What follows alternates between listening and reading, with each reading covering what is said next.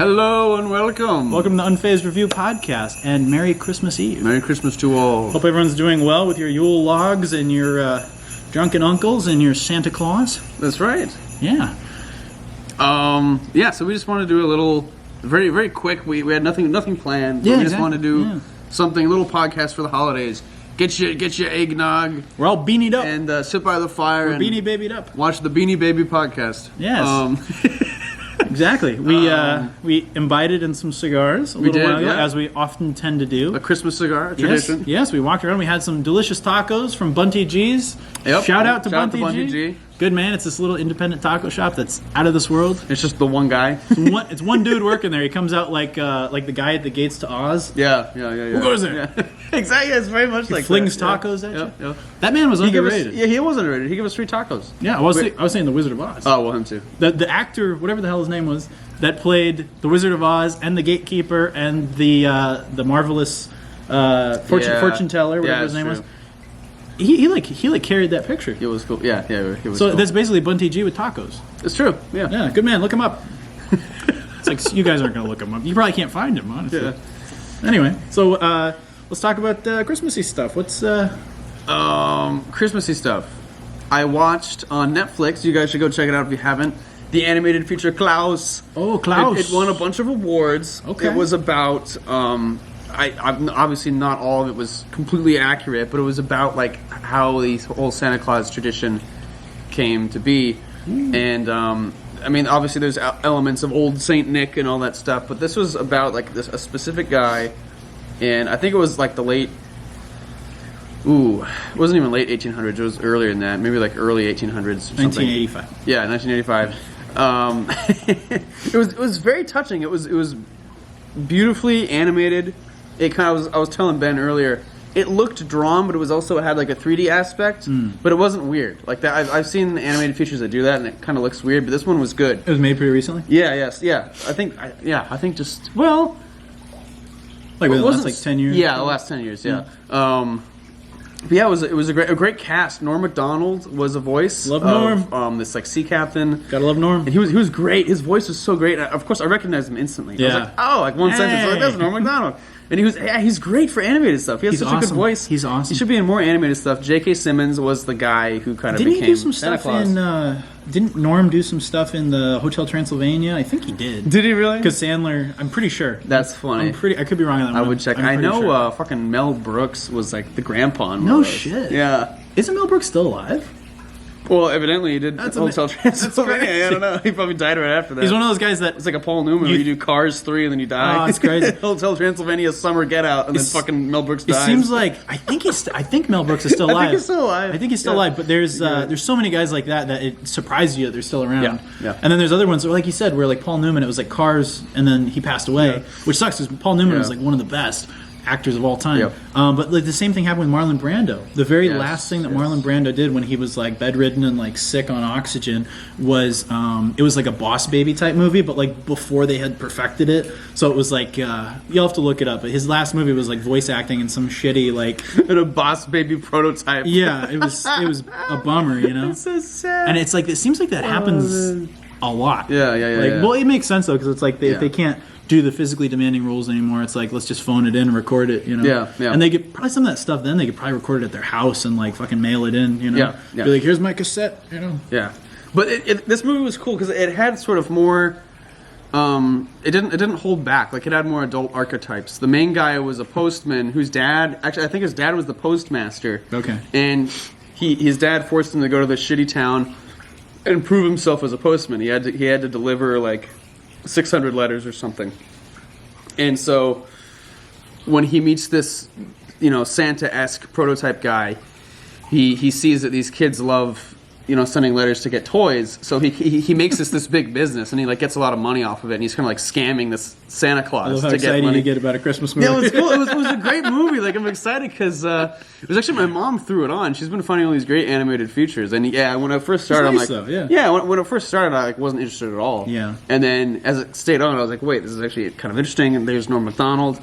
And Norm would draw me in. Yeah. And spoiler alert. I mean, if you guys want to watch it, pause now and go to a later section. Spoiler. But it was very touching. The Santa Claus character's story was that he had a wife, and they built this cabin in the woods, and they wanted to start a family. And he was like a wood craftsman. Okay. And he made a bunch of toys for the kids because they wanted to have kids, but the mom just couldn't have kids. Oh, sad. Yeah, so he made like a shitload of toys, and the mom died. They were never able to have kids, so he had this huge thing of toys. Sad. Yeah, and then the postman comes along and he's like, "Hey, we should start selling these toys to the kids." Okay. Yeah. And then the Santa Claus character thinks he's doing it for free out of the goodness of his heart, and eventually finds out he's selling them, and they get into this big thing. But yeah, it was actually very, very touching and very well made, and it was cool to see all the little bits and pieces of Santa Claus coming together. Yeah. There's a part where they don't have enough to carry the load. They have like one horse. Is it pre-reindeer? Yeah, well, this is how they get the reindeer. They have like one horse, but there's like too many toys, so they have to like get all these reindeer. They like tame them, and then when they're going into town, they lose track and they like kind of fall off. It's not like a full cliff, but they jump a little bit off this track. Okay. And then like a kid sees it and it looks like it's flying when he sees it. Yeah. So it's just called Claus. Yeah, it's just called like Klaus. Or Klaus. Klaus. It's really cool. It was super fun. Wow. Very Christmas spirity. Check it out, guys. Very graphic in the sex scene. Yes, that's right. Klaus was banging the wife. X-rated, but really so frustrated. He really wants to have kids. All the reindeer are watching. But yeah, no, it was genuinely great. It was genuinely a good movie. That's awesome. Yeah. I really need to watch. I mean, as of the recording date, it's December 23rd, right? The 2nd. It's before midnight, right? Yeah. But I need to watch more Christmas movies. It's like the only thing I watched a little bit of was The Little Drummer Boy, which I hadn't seen since I was like 8. And even as a kid, I remember it being kind of depressing. Like I was kind of like, this is sad, you know. It was the stop motion, kind of like Rudolph, but not as good. Yeah. And I watched maybe about 10 minutes of it, and I'm like, I'm gonna turn this crap off. Well, because I wasn't attached to it. It's like Rudolph, I was attached to. A Christmas Story I was attached to. Christmas Vacation, one of the best. Yep. The stuff that's too sad, it's not Christmassy to me. Exactly. It's a Wonderful Life, masterpiece. That's one I'll probably save for actual Christmas Day.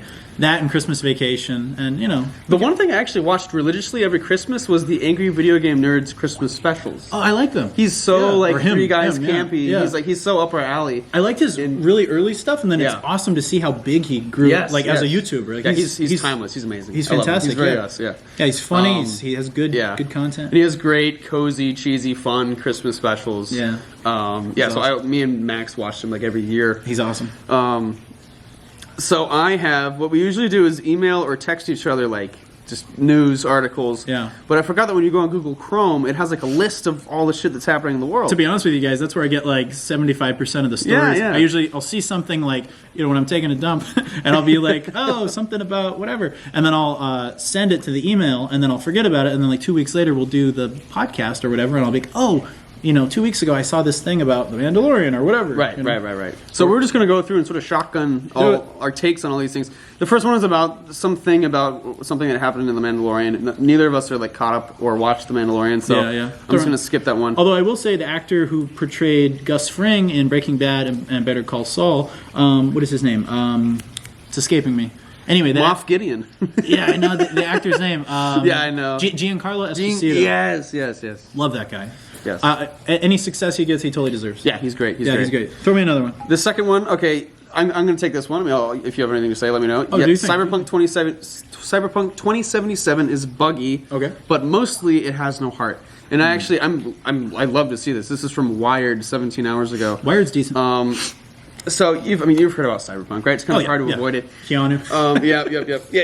I've never played it. The qualms with this game were that it was buggy. That's been all the videos you can watch if you watch like Some Ordinary Gamers. He's detailed all the bugginess, but also the game itself is, from a narrative standpoint, I just really can't get into it. The dialogue felt like it was written by like a 13-year-old. Okay. Everyone's like, let's go get this cash. Let's do this job. Fuck you. Hey, fuck you. Like, everyone's mad at each other. Everyone's like passive aggressive. Yeah, like it's like over the top, rough, cool guy. And like everyone is that. Okay. Everyone in the whole game is that. And Keanu, poor Keanu, dude. Like, I think he's the nicest guy in the world. Yeah. He was great in Bill and Ted, great in Matrix. Yes. I think he's getting a little overused. And in this, he doesn't He's kind of getting abducted by the meme culture. Yeah. I don't like that. And I think he's way beyond that. Yeah, the whole "it's breathtaking" thing was so obnoxious. It was in from the Speed, beginning. for God's sake. Yeah. There's a part in the game where you play as him, and all his all his damage noises are so funny. You know, like when you take damage. Does he in the really game. do the voice? Yeah. Okay. He's like, oh, you know what I'm saying? He's really bad beyond even the damage. It's really funny. Yeah, but just the dialogue is awful, and the whole game is like riding around in cars. Like, it has the longest intro of any game I've ever played. Really? Like, on like the third fucking Like were you day. just watching it? Well, it's like tutorials and shit, and then you see the title screen. Literally, the third day I played this game, it was like Cyberpunk, and then I was like, "What the fuck?" Jeez. Like, I thought I was almost done with this fucking thing, and it's like, I mean, I guess people these days can play for so long. Yeah, they can play for like 6 hours. Yeah, I could do that once in a blue moon when I was a kid. Yeah, now I play like for an hour and I'm done. Yeah, like I can't do it. My maximum is usually about 2 hours if I'm really into it. Yeah. If it's something that I'm genuinely interested in. Otherwise, last time I played games, I think it was like 20 minutes, and I'm like, like my attention span is like that of like an idiot. Well, yeah, it's like I get bored very easily. Yeah, me too. Yeah. Well, and also video games, I don't know. They move very quickly, at least generally speaking. Yeah, usually. You can get through them pretty quickly, and they take a lot out of you. At least like Call of Duty and all that online stuff. Yeah. Like one game, I can get so angry, and that takes all the energy out of me. And you hit a wall. Yeah, exactly. Hit a wall, I break a wall, and then I'm like, maybe I should stop. Yeah. But even this, it was and the intro had no momentum really. Like usually there should be some cool climactic, inciting incident or something. What do you think that was? You think just because it's coming out on a new system on the PS5 and on the new Xbox that like maybe it was overhyped and like they rushed to get it out? It was definitely overhyped. Do you think that was it? It was the most well advertised game ever. I think. Yeah. Because it's very like synth wave. Yeah. And, everyone fucking loves that. They see like the palm trees and the grid, and they're like fucking jizzing. Yeah.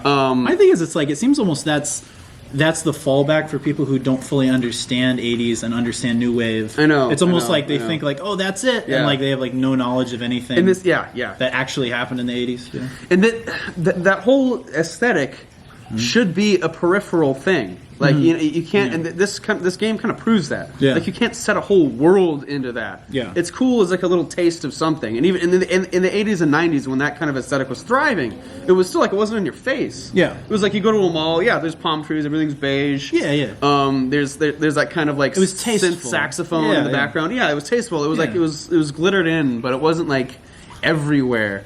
And I think the fact that this game is trying to like make that the focal point is kind of, it's not good. But even on top of that, it's just, I mean, I haven't even read this article, but it says it has no heart, and that's totally true. Like it was just so boring. The gunplay is not that exciting. Like when you play Call of Duty, everything's so nuanced and it really feels like you have control over the weapon. But this one just feels really stiff. It feels like an early 2000s shooter or something. It looked very clunky. From what I saw. Well, my thing is like the Call of Duty Cold War one. Yeah. It's cool how like that takes place during the 80s, and you've got Reagan like as a character, but not like it's not like in your face 80s, right? Right. It's like it happens to take place at that time, Yeah. and it's integrated into the story, and it was done tastefully. It seems like. Yeah. So it's like, I think so. I guess it kind of depends, and they can easily go overboard on the aesthetic. Totally. And the easy way to defend this game is to say like, oh, you're mad at it. That's because it was overhyped. It's really not that bad. But and like that's definitely an aspect of it. But it's also just I will say it's very mediocre. Like I would have. Realistically, I would have seen this at like a Blockbuster years ago. If it was like $5 or $10, I'd be like, okay, I'll get it. If I was a bored kid and I needed something to do over the summer, it did kind of look like I said, I haven't played it, but from what I saw from some of the playthroughs and stuff online, was like it looked like something from like 2007. It did. It does. It did. On the last gen consoles, on Xbox One and stuff, it looks awful. Yeah, it looks terrible. Yeah, it's odd. You'll people load way too late. Yeah, like every single time. This is people sort of encapsulate this like it's a once in a while thing, but like every time I walk up to someone in that game, they're like that PS1 polygon, and then they like slowly load into a person. Crazy. It's so bad. It's so bad. You know what's funny is James and I were talking about video games, and he was really interested in the newer. It came out this last year, the new Terminator game. And we were talking about it. I haven't gotten it yet, but it looks pretty fun. Ooh, It looks really fun. I'd be down for that. But I was remembering this game. It was like Terminator 3: Rise of the Resistance, or Rise of the something. And it came out in like 2005 or 2006 or something like that. And I remember loving that freaking game. And I went back, and in my mind, I remember the graphics being like incredible. But I haven't played it since I was like 12 or 13. So I went back and I looked at some of the gameplay online, and I was like, oh, dude, it looks so primitive. And it's like it's crazy when you're like, oh man, I mean, it still looked good for the time. Don't get me wrong, it looks really good. But going back and looking at it and not seeing it for such a long time, I'm like, oh, dude, it looks so like archaic, Yeah. Anyway, that's the scary thing with Bully. Whenever I look at Bully, there's like the rectangular fingers and like Grand Theft Auto Vice City. Yeah. All the Rockstar ones. Terrible. All right, well, we're gonna cut to a quick commercial break, and we'll be back with some more of these little news bits.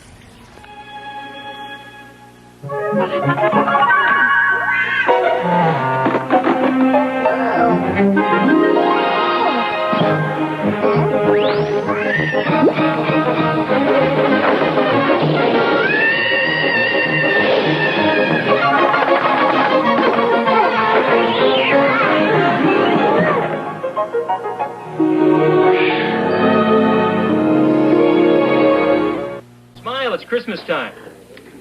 Well, here's something for you to smile about. You can save up to $10 on Kodak Instant cameras and film. Save $5 when you buy any Kodak Instant camera, and $5 when you buy 5 packs of Kodak Instant print film. Come on, no smile? And no matter how much you spend, no other instant camera gives you this. Bright, brilliant color by Kodak. So smile all the way to your photo dealer. Ask them about this limited time offer from Kodak. Ho, ho, ho. What's up? Hope you enjoyed the short commercial break. Welcome back. So, Ben was just showing me the new Paul McCartney album. Yep, McCartney And, 3. Before we get into what we thought about it, I just wanted to give a short little story. There's a guy who gives lessons at SEC, vocal lessons, and I actually took vocal lessons from him for a while.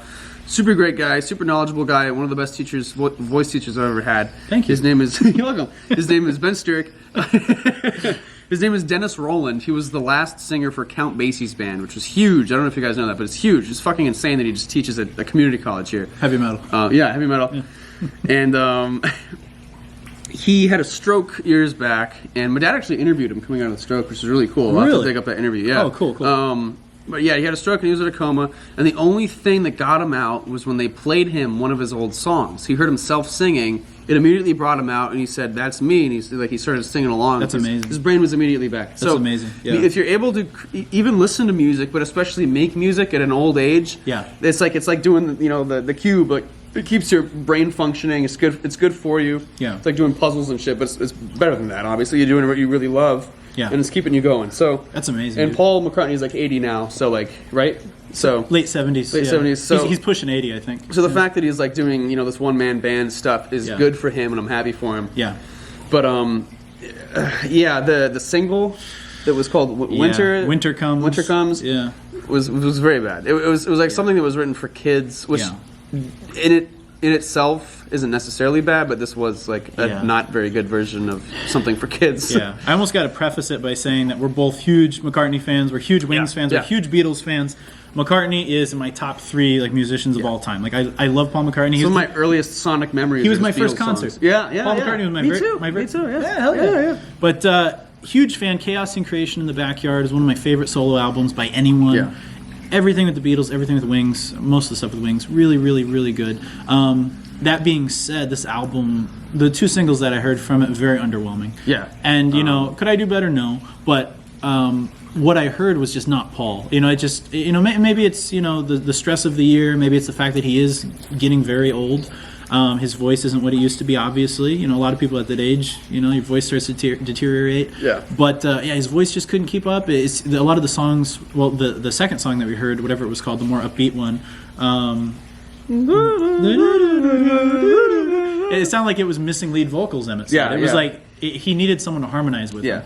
And It was also just the mixing. Like all of Yeah. his vocals sounded like they were farther back. yeah, Like they're all background yeah. vocals. That song just didn't do it for me. No offense, Paul, but it just didn't do it. And then the When Winter Comes song, I'm so sorry, that song just sucked, dude. It just sucked. It sounds like he's devolved a little bit in terms of like his melodic writing, because Yeah. a lot of the Beatles melodies were so rich and so beautiful. lyrically too, Yeah, it was lyrically very too. weak. Yeah, It was very weak, which is odd. Yeah, Yeah. That especially the Winter Comes one, it kept sounding like it was going to go somewhere, like almost like it was going to modulate like a key change, or Yeah, it yeah. was going to have like an extension, but then Yeah. it would always go back. Yeah. Like it was just very very simple and very like Yeah. just didn't go anywhere, and it very rarely even rhymed. Yeah. And it was just like the goats and the cows, and it was very kid like. Yeah. One thing again, my dad had told me was that when you get to an older age, you start connecting with nature more. Really? So I think that when I was watching that video, it's all very pastoral. Yeah. And it's about like a guy on a farm or something. Yeah, So I think maybe he's just kind of appreciating nature more in his old age. He seemed like the cartoon seemed like he was harking back to his days in the 70s with Linda McCartney when they had a farm in Tucson. Yeah. And his little girls and their sheepdog Martha and all that. Anyway, Martha My Dear is one of the best Martha songs. My Dear, written for the dog. Yeah. So my thing is, check it out for yourself. Use your judgment. But I think McCartney 3 is lacking because also he produced it himself, and I think like going back to the Beatles when you have George Martin there keeping everyone in check, like he was such a driving force for that band, especially in the studio. And I think when you don't have a good producer, it can really be detrimental to the music. Totally. And one thing you had mentioned that I totally agree with, if you guys go watch the music video, it looks like a low budget like Christian cartoon or something. It's very weird. It like an doesn't Easter really look special good. on PBS. Yeah. There's like a hummingbird, and it looks like a GIF of a hummingbird. Like it keeps doing the same animation. It was rough. It doesn't look really good. It was rough. Anyway, so if you want to cleanse your palate after watching When Winter Comes, the new McCartney song, go back and check out his much better stuff like Chaos and Creation in the Backyard. Back to the Egg, super underrated by Wings. Fantastic fucking album. In the End. Yes. And amazing. Yes. Band on the Run, amazing. McCartney did some fantastic. Flaming Pie, another underrated album from the 90s. Flaming Pie. Yeah. You know the origin of Flaming Pie? No, I don't. Flaming Pie, really good solo McCartney song from the 90s, but it also references how the Beatles got their name. He was trying to cook a pie and he messed it up and he said Flaming Pie. And it blew up in his face. Allegedly, John Lennon had a dream about a man flying on a flaming pie, like a pie that was on fire, flying through the air, and he came up to John Lennon and said, "Let there be Beatles with an A." In the dream, and that's how he got the idea for the Beatles. There be Beatles with an A. And so McCartney riffed on that, years after, over a decade after John died, and he wrote a song about the man on the flaming pie. That's hilarious. Look it up. That's a great song. That's hilarious. Good shit. Man. But anyway, that's what I have to say about McCartney 3. Very interesting. Yeah. Again, I'm glad for him that he's still jamming. That's really, really good. Yeah. But he's not what he once was, I guess. And even the same with Ringo, man. And like I said, I can't shit on these guys because they're like my idols. Like I grew up a Beatles fanatic. Like they're the best band ever in my opinion.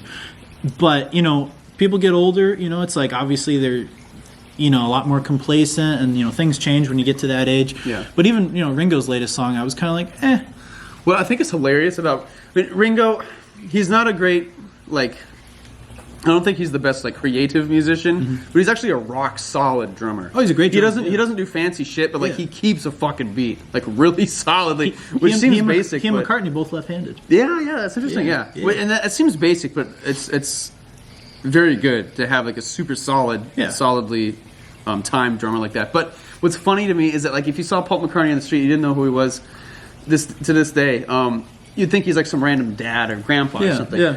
And he was Grand dude. He's one of the strongest points of the Beatles. Yeah. And one of the most stellar musicians. And then Ringo, who's just this, he's always shat on as the scummiest guy. He looks like a rock star. He has all the rings and the. He's great. So funny. I think Ringo was the fun of the Beatles. Yeah, all of them were funny. Yeah. Especially if you go, I think the best example of the Beatles being interviews funny. Are so funny. Dude, they were fucking hilarious. Yeah. They were so witty. But if you go back and watch the movie Help, which I think is even more enjoyable than Hard Day's Night. Help is so funny, dude. Ringo is super witty. Yeah. John, fucking hilarious. Yeah. That was before John got really serious. Yeah. I mean, John was always funny, but it seemed like in the later Beatles he got more serious.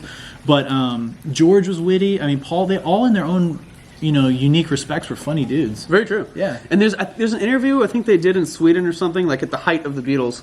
And they're totally dicking around. They're being kind of dicks, but it's so funny. Even comedically, they're way ahead of their time. Oh yeah. Max and I go back to that video. They didn't take it seriously. Yeah, it was so funny. They're throwing little bits of paper at each other, while the guy's trying to ask questions. Yeah. It's so fucking funny. I think that's what made the Beatles so amazing. Yeah. Is that especially in the formative years, they didn't take themselves too seriously. And I think that's a big reason why they weren't afraid to take chances musically also. Yeah. Because you look at how radically different each album was from literally, like, the difference between Help, Rubber Soul, and Revolver, they evolved so much. I mean, you throw into account drugs. I mean, weed came into the picture, and that started broadening their minds. And then when you got into, like, Sgt. Pepper and Magical Mystery Tour, that's when, like, LSD and shit came out. And that really expanded their songwriting, it seemed like. But I think they weren't afraid to take chances. Definitely it's like they could do no wrong, and they were like, oh, okay, so let's make an album where we pretend to be a different band. Sgt. Pepper, like, Jesus, you know? Amazing. Yeah. Love the Beatles. And I do, because there are people who are either like blind diehard fans, or they hate them and they think they're overrated, kind of like Cyberpunk. Like, oh, I hate the Beatles. Are they that good? No, fuck them. They're amazing. Well, what's great about the Beatles is it's like they're almost like a different band every other album. Yeah. They have a lot of variety. Historically, they're very important because they everything that you listen to now was probably because of the Beatles. I'm not gonna lie. Oh yeah, like alternative, everything that came after them, all those like different diversions of rock, and then what went away from rock. All that shit came from what the Beatles did. Yeah. They totally broadened the horizons. Without the British invasion in the 1960s, look at what rock and roll was in the 50s. It was very important. It was good, but it was stagnating. Yeah. You know, it's like as much as I love Elvis and, Fats Domino and those guys, and like Gene Vincent, who was super underrated, Buddy Holly, Trailblazer, amazing. Yeah. The thing about those guys, 50s rock and rockabilly, it's like it had a shelf life. Yeah. And it's like if the British invasion wouldn't have happened, rock and roll very easily could have gone out of fashion and died. That's true. But the British invasion came in with the Kinks and the Beatles and the Who and the Stones, and it was like this incredible rush of ingenuity. Yeah. And it was like it totally changed everything. Yeah. Like it changed everything. Yeah. And I think if you want me to give my 2 cents, my musician 2 cents, I think the Beatles, if anything, there are a lot of songs that are lyrically like beautiful, but I think generally speaking they can be lyrically a little weak and a little basic. Like there are some very very self-evident words that they re-rhyme a lot in a lot of songs. Like they take very basic words and they rhyme them, and they rhyme those same words together in a lot of different songs, blah blah blah. But again, like some of their songs are just gorgeously written, and it doesn't necessarily all come down to your rhyme scheme. But well, there'd be a big contrast. I mean, you'd have a silly song like "All Together Now" that was clearly them fucking around. Yeah. It was like a kid's song, and then you'd have Eleanor Rigby, and you're like, oh my god. Yeah, and then you have like "A Day in the Life," which is one of my favorites. It's incredible. Incredible. But then melodically, they're really ahead of their time, and they're really sophisticated. And that's why I was sort of let down with this newer album, because melodically he's very, very repetitive, very almost like modern poppy, where he'll take one thing and just like one 4-bar, 2-bar phrase and just fucking do it over and over and over again. But their old melodies were stunning. They went somewhere. They were very sophisticated, very harmonically rich. What I loved about the Beatles too is especially after '66, because they stopped touring in 1966 and they fully became a studio band, because the touring, they felt like people weren't listening to them and they were getting burned out. Everyone was screaming. It was like they couldn't hear themselves play. People were there to see them like a sideshow as opposed to seeing them for their music. So they decided after Candlestick Park in '66, they were like, that's it. Done touring, except for like the rooftop tour later on, or not the rooftop tour, the rooftop show for Let It Be. But they were amazing because they made the studio like another band member. Like it was almost like the studio sort of became like another instrument. Like it's like they would like manipulated the voices for like Strawberry Fields Forever, stuff like that. And they did backtracking. They had a really good orchestrator. I forget his name. I should look it up. But the guy who did all the orchestration, all the brass and the strings and stuff you hear, wasn't George that was Martin, all him. was it? I don't think it was. George Martin was the producer. Yeah, but I know there's like another guy that wasn't the 4 of them that did all the orchestration. He was brilliant, and he really brought those songs to life. So, and then a lot of the musicians, Billy Preston, one of my favorite musicians, they call him the 5th Beatle because he did so many instrumentals. Billy on Preston the tracks. was amazing. Yeah, Billy Preston was great. I think a big part of the success of the whole Let It Be album was Billy Preston. I mean, not entirely, but like any of the organ and keyboard stuff you hear is like, oh, Billy Preston. He fucking Clapton killed it, also. Clapton on the White Album. Wow, really? Yeah, I had no idea. Yeah, Clapton is on While My Guitar Gently Weeps. Oh wow, yeah, that's awesome. Because he and George Harrison were good buddies. Yeah. But the Beatles, man, love them. Can't go wrong. Cool. Except for McCartney 3. Very true. Overall, big fans. Love it. All right, well, I think one more commercial break and we'll return to the news. Be right back. Monday, an episode unseen for 33 years. Join the Ricardos and the Mertzes Merry Christmas, everybody. for a heartwarming celebration as they light up the holidays with the I Love Lucy Christmas special. Monday, right after Major Dad. This is CBS. This Christmas, Pepsi would like to help you celebrate the holidays with a chance of winning a present from Mario in the Pepsi Nintendo Holiday Game, where you could win one of thousands of terrific Nintendo prizes, like these action sets, game packs, and best of all, the sensational new Game Boy. So hurry up and play before it's all over. Look on specially marked cans and bottles of Pepsi and Diet Pepsi for your chance to win. Welcome back from that delicious and enticing commercial break. Wonderful. All right, so the next thing, I've already read this. I don't actually want to talk about this because there's not much to talk about, but there's something related to this that I would like to talk about. Very conspiracy theory, very rabbit hole. Okay. So the headline is, Mark Hamill clowns Space Force for copying Marvel, Star Wars, and Star Trek. So, okay, on that, everyone immediately clowned it. There's that stupid Netflix series called Space Force. Like, as soon as Trump announced the Space Force, they were like, oh, let's make fun of it. And they made the stupid Steve Carell thing, which I've heard is really not that good. Yeah, I didn't watch it. Yeah, I'm assuming it's not good because Yeah. it was made like very impulsively. Yeah. Like, let's make fun of this. Most of the Netflix originals, not all of them, but most of them, I'm kind of like, I could care less, dude. I could care less. But okay, get your tin hats on. This is on like NBC News and everything. So actually, take your tin hats off. 'Cause it's on NBC News. Fuck 'em. Former Israeli space chief says aliens exist and Trump knows about it. Okay. Okay, so that would explain his creation of a space force. That would. And yeah. I think they. It's very interesting. Yeah, I know.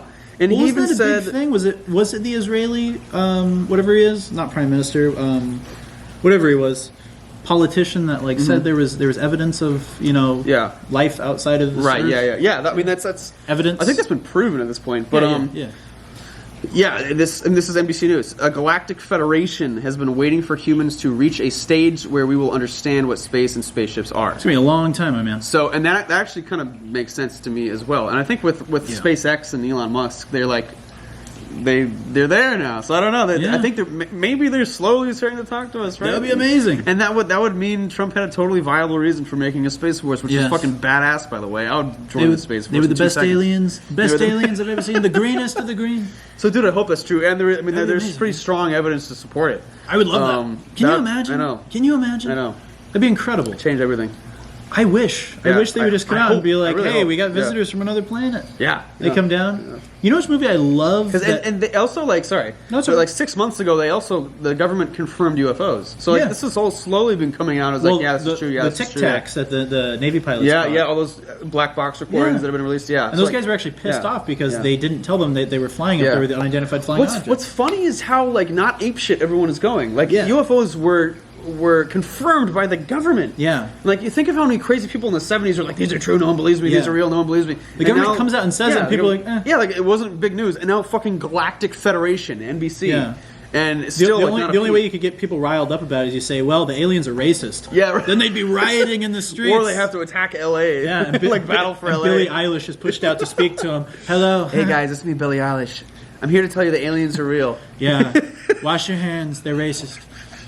Wash your hands, they're racist. Yeah. Holy Fuck shit. the aliens, man. That's hilarious. Oh Yeah. my god. Our whole modern era is just garbage. So anyway, I fucking hope there's aliens. I would love to join the Space Force. It's badass. It'd be fun. Yeah. I'd be an X-Wing pilot. Yep. they have those ships like waiting. They're all ready. That'd be great. Exactly as they are in Star Wars. With our initials on them. Ready to go. Billie Eilish in the back as R2-D2. Their heads spinning. Another thing we could bounce off of this. So this is an article about Festivus. Which was that today?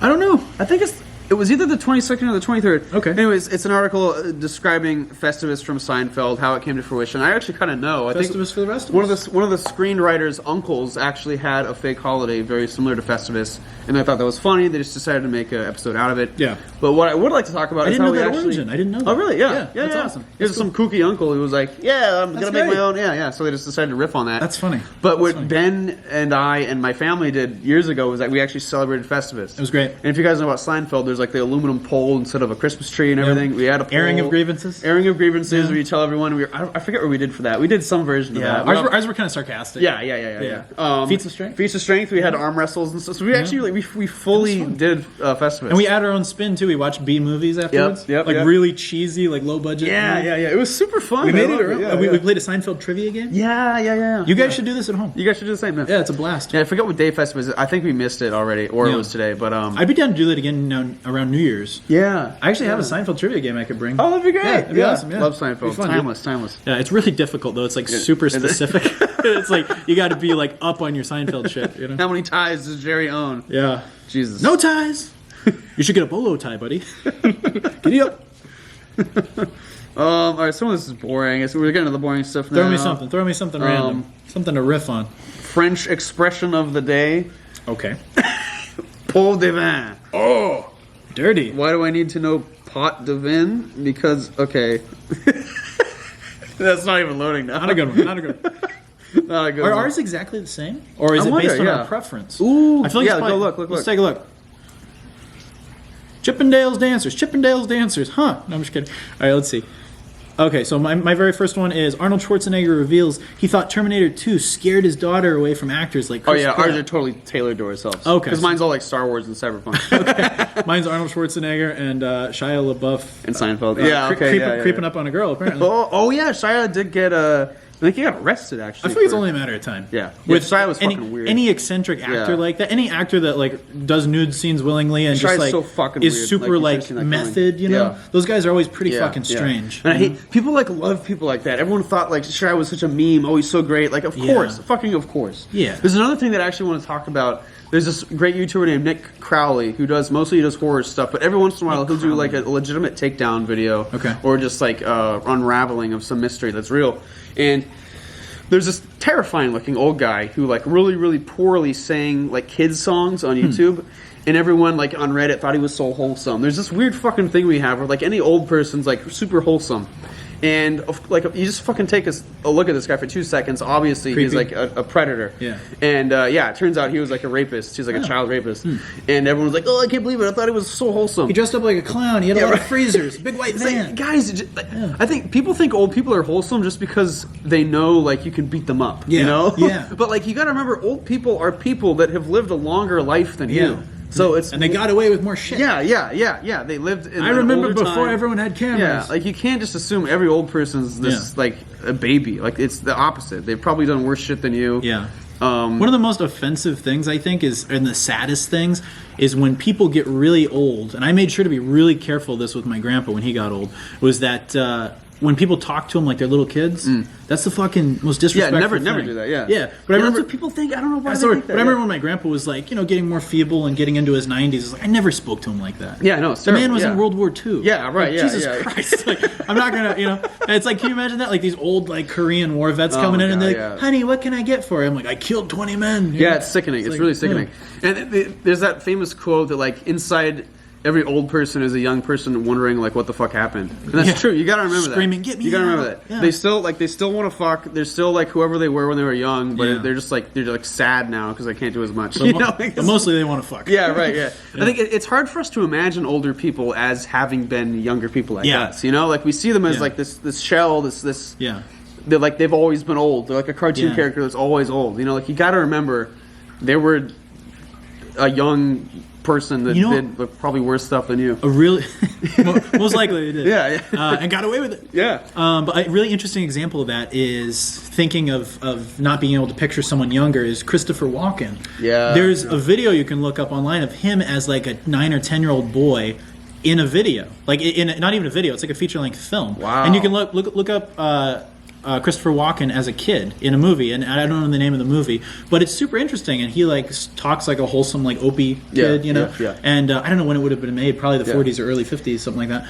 And probably the 40s, I would imagine. Yeah. And it's super interesting. And you're like, oh, that's Chris Walken as a kid. And all the comments are like, dude, it never even occurred to me that Chris Walken was a child. Exactly. And it's like the same thing with like, I think that's the beauty of being able to watch old movies is seeing these people when they were younger. Like being able to see like Michael Caine as a young man in the 60s in a movie. Yeah. And everyone thinks of him just as like Alfred. And then you're like, no, he was like a good looking handsome guy. dude. And he was like crushing it in like spy movies. Yeah. And then it's like people forget that over time because generationally you're introduced to them as like the old butler. Right. And then you're like, no, this dude was like the man back in his day. Yeah. And you got to remember that with a whole lot of people. You know, it's like people just happen to age, and it's the natural progression of things. Exactly. Harking back to the Beatles. Sorry to jump back, but to get back. But there's a sneak peek of the Beatles Get Back movie by what's his name, Peter Jackson, and it looks fucking incredible. Just like retouched footage, or oh yeah, it is. So they found 56 hours of unreleased footage from the Get Back sessions, which end up becoming the Let It Be album. Oh my god! So they were going to make it as a movie, but it didn't work out back in the day. But they kept all this like prime footage. Holy shit! Peter Jackson's working on it with his team in New Zealand, and they're like making it like high definition and everything. McCartney got to see most of it already, and this sneak peek, it looks beautiful. That's dude. badass. Like it looks so good. And everyone always thought, in the interviews, they thought, oh, Get Back and everything was like really depressing, and that marked the end of the Beatles, and that's when they were fighting and stuff. And there's a few clips of them fighting, I guess, but the majority of this footage, they said, is like all happy and like them like in their element with each other, and like it's like a really beautiful look. It's awesome. Like a fly on the wall look at how the Beatles made music. It's awesome, man. So I'm super stoked about that. If you guys haven't checked it out, look it up. The sneak peek for the Beatles Get Back. That's so cool. Yeah, Peter Jackson. There was also similar echelon. There was a documentary that CNN released about the moon landing, and it was all like retouched footage, and it looks like a new movie. That's amazing. Like I'm gonna be completely honest, I don't understand how you take like old footage and proactively just make it look good. And like I said, I don't understand it either. I'm not in that realm as far as like it seems impossible, restoring film. I don't know it's shit like you about can't it. take like an old photograph and then make it look like Maybe it was like you can. taken off an Maybe iPhone. you can. Yeah, maybe, I don't know. But my thing is, you look at that, and there's something about film. Yeah. Because they can somehow take the quality of film and restore it into 4K. Because you look at like Nirvana Live at the Paramount. Right. Look it up on YouTube after this. Look up Nirvana Live at the Paramount 4K, and it was recorded in 1991 on Halloween, 91 or 92, I think it was 91, and it was Nirvana at the Paramount in Seattle. Crazy. And dude, you can watch it in 4K, and like literally, it's like the clearest you'll ever see Kurt Cobain. Shit. Like it's like. That's so crazy. It's amazing, dude. It's amazing. So I'm guessing like there's something with film where there's enough details there that they can enhance it to where it looks like it was shot yesterday on like a fucking red, Damn, that's badass. Yeah, so I'm super excited. Really cool. I'm super excited for that movie, dude. Also on I don't know how you guys feel about the Wonder Woman movie. I really liked it. The first one with Chris Pine. It was enjoyable. I rewatched it because I got the best thing that came out of getting Cyberpunk was that it gave me a free month of HBO. HBO's great. And the new Wonder Woman is coming out on Christmas on HBO. So I'm gonna watch the new Wonder Woman with my family on Christmas. Beautiful. Gonna be fun. I like that it's taking place in the 80s. Yeah, it looks great. I really did love the And that first Pine's one. back. Yeah. Chris Pine. I don't know how he literally blew up. There's gonna be some dumb like alternate reality. We brought him back. I'm telling you, he should be Green Thanos Lantern. shit. He should be Green Lantern. He should be Hal Jordan. Yeah. That'd be sick. Sorry, go ahead. So I've been browsing through HBO. There's some cool stuff on there. There's this documentary series about Heaven's Gate, that cult and everything. Oh yeah. Cool Wasn't that stuff. the Kool-Aid one? No, that was Jim Jones. Okay. Heaven's Gate was the one where they thought they were all going to get abducted by aliens, like they wanted to. Oh. And eventually they all just like killed themselves, obviously. Wow. But that one, the Heaven's Gate went on for like 15 or 20 years. That's Like, it went on crazy. forever. I've seen some Insane, scary yeah. things about cults. Yeah. And it's like, I wish I had a quarter of the magnetism of those weirdos. I know. Because like they can just go to a new place and they're like, follow me, and they get like 100 followers, and like they do whatever their bidding is. Kool-Aid, Jonestown was weird because he had a lisp. If you listen to like his sermons, quote unquote, and shit, he's like, "My children, come with me. Drink the Kool-Aid. Like, it sounds so Drink stupid. the Kool-Aid. Yeah. Have you ever listened to that recording? It's sickening. No. Yeah, it's really good. Scary shit? Yeah. I mean, you hear everyone like dying. Oh, God. Because they're all drinking the Kool-Aid. I wonder who the one guy was who was like, I'm fine. And then they're just like, everyone's dropping around him. There's one woman who's like, maybe we shouldn't do this, guys. Yeah, it's really weird. He's like, no, do it. It'll be fine. It tastes great. It's tragic. It really is tragic. But yeah, it's just funny that like... I don't know why there's so many feeble-minded people who fall for that shit. I know. Although the Heaven's Gate one, the leader was like an actor and a singer. Okay. So he had like a bit of charm, I guess. I don't think he's charming, but like... But enough to where it's like, drink the poison? Like, Oh, dude, no, I know. come on, Yeah, man. insanity. But they are like... It's been interesting watching this just in that you can... see the people that are part of the cult. And like Yeah. they're interviewed, and they are just like, they had the sociologist on, and she said there's no way to define the certain people that join a cult, but I think there is. I think they're just like dumb. Yeah. They're just dumb. That's odd that a sociologist would say that, Yeah, because I know. even me knowing jack shit Yeah, about it's like it, you can just tell. You can look at people. Yeah. And I hate to make this comparison, but I think a lot of you guys will agree with me. It's almost like people who don't have a purpose and they latch onto a religion. Yeah. Not to bash your religion, whatever it is, that's perfectly fine. Believe what you want to believe. But I think there's a lot of people who lack purpose and they go to a church and they get fully brainwashed just because they need something to latch onto. Yeah. Yeah. And you could argue that with a political identity. You could argue that with any kind of cult, anything like that. It's like people need something to hook onto. When I've worked at like Harkins and all those like third tier jobs and stuff, those entry level things. Yeah. There's a certain group of coworkers that you know they're not going anywhere. You know what I mean? Yeah. Like it sounds mean to say, but like there were certain people. They were nice 100%, people, but like 100%. you can just tell there's like not a whole lot going on in there. Yep. And There's sure no- enough, no like ambition. if I went back to that Harkins 5 years later, I still saw them there. Yeah. Like Yeah. there was just nothing else for them. Which I mean, again, it sounds so mean, but like No, I you get just it. look at these people and you know, I get it. Those are Yeah. the people who would join these cults. 100%. Yeah. And there were some people I worked with at a lot of previous jobs. When I worked in the restaurant industry, it was like there were a lot of people that were there that I thought it was way beneath them, like as far as their potential. There were some people that had been working as servers or bartenders or whatever for like 15, 20 years, and I'm like, dude, you should be running this place. Like, you should be owning multiple businesses. Like, what are you doing here? Like, there's so many people that I don't know if it's just the security of it, or if they don't believe in themselves, or they just got complacent maybe. But there's a lot of people that just for some reason their ambitions got pushed to the side, and they just got stuck in something that I feel is like way beneath their caliber and way beneath their full potential. Yeah. And it's the same with the Harkins. No. I mean, people. we have this like this timer. I remember seeing at Harkins, like when they put up on the little board in the break room, like congrats on whatever. Yeah. I remember walking in there and seeing like my name, congrats Emmett Lefebvre on 2 years. Yeah. That's when I was like, fuck, I gotta get out. Time to I buy a have to gun. leave. Yeah. Yeah, right, exactly. Yeah. So these people that can that if they look at that board and they say like congrats whoever 5 years, Yeah. they're really like thanks. Yeah. Like those are the people. Those are the people who are joining the cult. My thing is for you guys, if you're in that kind of job, I do get an aspect of it. Like, I get it. It's like you got to pay the bills. If people have families, it's like of course you got to do it. I fully understand, man. But then there were also a lot of people that were working 2 jobs, and they were working on. There was another guy who was working 2 jobs, and the time I was working with him, he put out an album. And he had a band that he was working on the weekends. Yeah. He was working 3 different things. That's awesome, yeah. And he was pushing towards his goals. So it's like whatever your goal is, don't get stuck in the day-to-day grind. Don't be the guy working at Harkins in 25 years. Yeah, but unless you own the fucking Harkins. Right. Yeah, that's a good point. Like, I mean, obviously, we all have to work jobs to support ourselves. But if like working the job is your identity, working at Harkins, like Harkins employee, that's who I am. Yeah. That's when you have you shouldn't do that. Yeah. I almost feel the danger is like, let's say you have to work 8 hours in the day, correct? 40 hours a week. The danger is letting that be all that you're focused on, unless that's what you absolutely love doing. Yeah. Like if it's like your job is your passion and that's, you've achieved what you want to achieve, fuck yeah, good for you. But if you're working a day job that you fucking hate and you're just doing it to get a paycheck, it's like allocate some time on the weekends to doing something you're passionate about. Yeah. Otherwise, you're going to get stuck in that quicksand so fast. Yeah. Working jobs like that has always been great incentive to like want to get out of that job. 100%. If that makes sense. Yeah, like when I'm in that. Yeah, 100%. I mean that's Yeah. It always drives me like I need to film this, I need to write that, I need to do something to hopefully, like you said, propel myself out of the situation. Totally. Yeah. But so browsing through HBO, I saw a documentary that was literally, it had Anderson Cooper and some other lady on the cover. Okay. It was called CNN Heroes. More like CNN villains. This is the fucking funniest thing I've ever seen in my life. I feel like CNN is like an evil corporation. CNN Heroes. Yeah. At this point, it's like a parody of itself. Yeah. I can't even... I feel like they're like any free thinking stuff. They're just like shooting it down. God damn it! Yeah. Like because that.